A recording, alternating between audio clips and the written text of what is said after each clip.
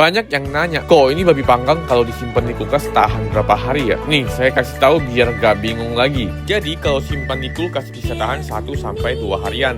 Kalau di freezer bisa tahan sampai maksimal 1 minggu. Tapi ada cara biar pas dimakan tetap enak, nggak kering dan kulitnya tetap kriuk. Jadi pas mau makan lagi, Koko Cici tinggal keluarin dari kulkas sampai udah gak dingin, terus panasin dengan cara siram minyak panas. Hasilnya kulitnya bakal garing lagi. Aromanya juga jadi lebih wangi banget. Terus kalau udah terlanjur dipotong kecil-kecil, bagusnya mendingan langsung dimasukin ke oven biar dagingnya tetap empuk dan gak keras atau kering, karena kalau disiram minyak panas takutnya jadi keras. Lebih baik sih masih utuh lalu dipotong pas udah mau makan aja. Nah, dengan cara ini Koko Cici bisa nikmatin babi panggang kapan aja tanpa takut rasanya berubah. Tetap enak, tetap juicy, dan tetap crispy. Pastikan langsung dimakan ya, jangan didiemin biar gak alot. Buat yang belum tahu cara nyimpen dan manasin yang benar, sekarang udah tahu ya. Yuk cobain sendiri biar gak cuma ngiler doang. Kamsya.